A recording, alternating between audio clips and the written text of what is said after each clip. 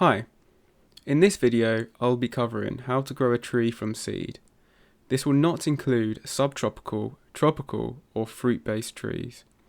This will cover all broadleaved and conifers that would naturally be climatised to a dip in temperature during winter, requiring winter stratification to germinate in spring. If tree seeds didn't require a cold spell, they would drop to the ground in autumn and germinate straight away, which would cause them to die a couple of months later from the winter freeze. Those saplings would not become mature trees, producing their very own seeds. The survivors are the seeds that germinate at the very start of the growing season, utilising as much of spring and summer as possible to grow before their first winter. Achieving the right conditions for tree seeds to germinate in the wild is slim to none, hence why a single tree has evolved to produce thousands of seeds every year. Seeds landing on grassland will be competing for the top layer of soil, which doesn't allow the initial root to get enough nutrients, and the seed will likely dry out. Seeds landing directly below the mother tree or surrounding trees will not receive enough sunlight. They're more likely to germinate, but a lack of growth will cause them to die during the first winter. Our goal here is to mimic the perfect conditions for tree saplings to thrive. First of all, it's handy to know when harvesting your own cone-based seeds, like pines, spruces or larch trees, that once picked from the ground, place somewhere dry and warm for a month. This will cause the cones to open up, and then simply bang the top end onto a hard surface to access the seeds easily. Once we have our tree seeds, we will need to soak them initially in warm water overnight between 12 and 24 hours. Dry tree seeds will never germinate, and this first stage ensures that all the seeds are thoroughly damp while they are in their seed trays.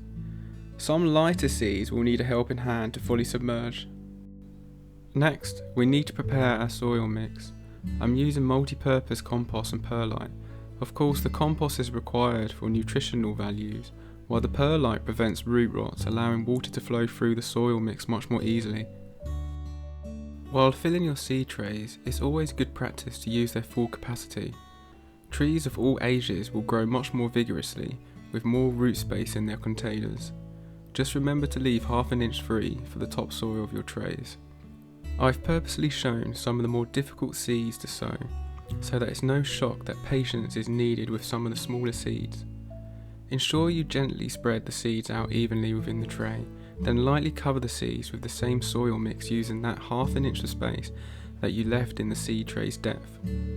You should now have a completely filled seed tray, and the seeds should not be visible. Next, we simply water the entire seed tray and leave it to stand for 10 minutes to lose any excess water.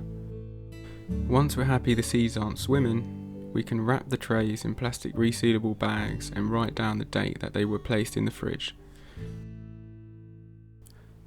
I use a fridge purely for tree seeds and don't seal the bags up.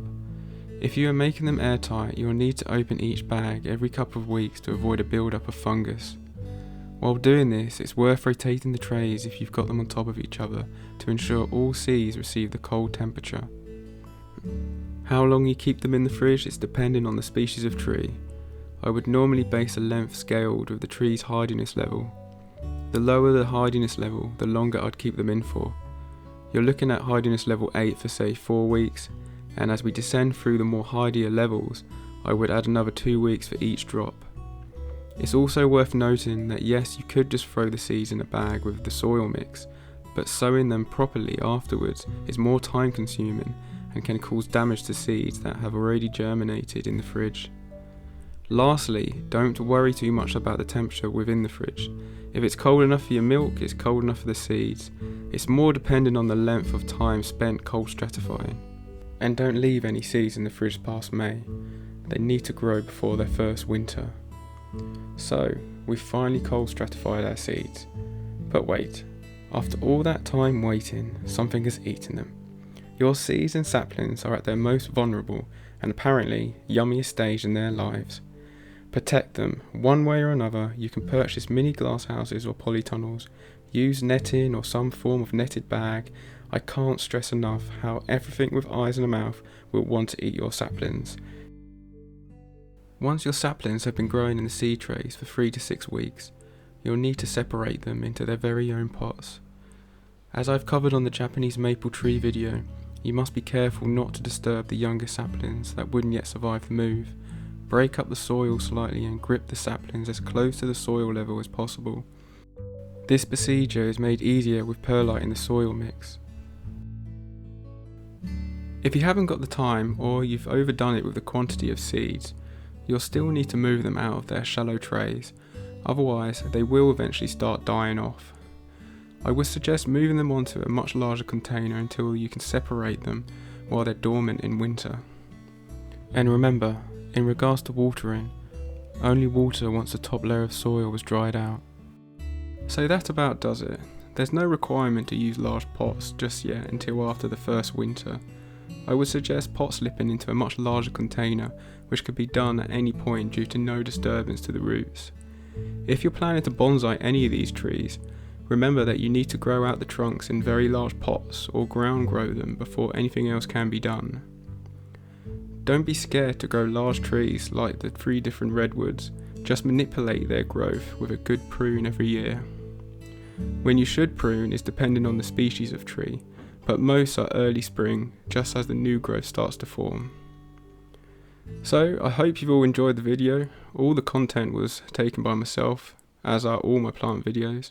If you're in the UK, check out my website as I sell 1-year-old tree saplings and seeds, and I also regularly update the social media side of things on my day-to-day activities. See you guys, take care.